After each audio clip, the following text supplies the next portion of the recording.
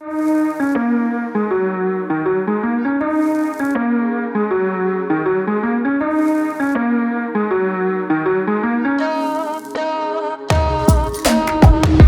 oleme üks väheseid pehmeõli tootjaid, kes teeb enamus oma majapidamises olevatest pooltoodetest ise siin kohapeal valmis.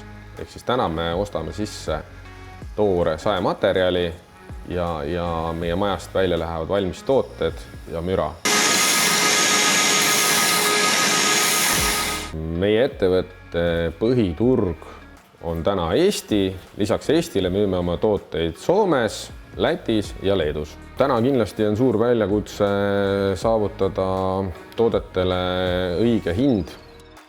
Ehk siis, et me jätkuvalt oleksime konkurentidega samal tasemel, et ostjad ja edasimüüjad saaksid eelistada meid või meie tooteid edasi müüa. Ja kindlasti täna me sellega näeme vaeva, et seal olla. Sellest lähtuvalt me oleme siis teinud ka kõiksugu investeeringuid ja uuendusi.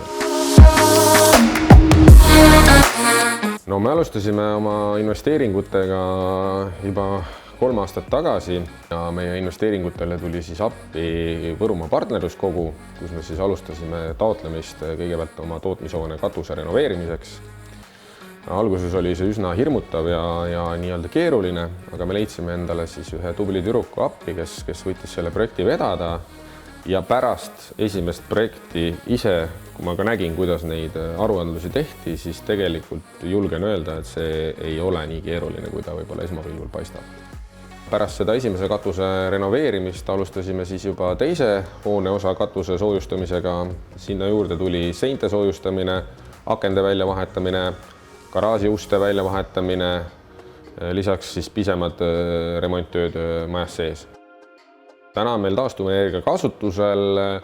Meie taastuvenergia päikesepark on siis töötanud täna umbes 1 aasta ja 1 kuu täisvõimsusel ja nende tulemused on siis täna sellised, et tegelikult selle päikesepark on andnud meile meie elektrienergia vajadusest 1/3. Ehk siis kui me täna saame elektrienergiast 1/3 nii-öelda päikeses, siis tegelikult see avaldub ka meie toote oma hinnas lõpuks. Kahtlemata on see oluline meie jaoks, meie ettevõtte jaoks ja kindlasti ka teiste ettevõtete jaoks, kes täna on abi saanud liidri poolt. Et see aitab ettevõtetes säilitada hooneid, mis on paljuski vanad ja paljuski juba amortiseerunud. Ja samuti on ettevõtetel võimalik lihtsamini neid investeeringuid läbi viia, kui on tugi nii-öelda riigi poolt olemas. Ja kuna nii meil kui ka paljudel teistel ettevõtetel polegi tegelikult võimalik paljuski oma vahendeid nii palju alla panna nende alla, siis ainult sellistel juhtudel saavad ettevõtted selliseid projekte läbi viia, kus tuleb riigipoolne tugi ja abi. Ja ma võin öelda küll seda, et kui investeeringud viiakse ellu, siis pärast seda iseenesestlikult on üsna suur tõenäosus, et tekivad uued töökohad.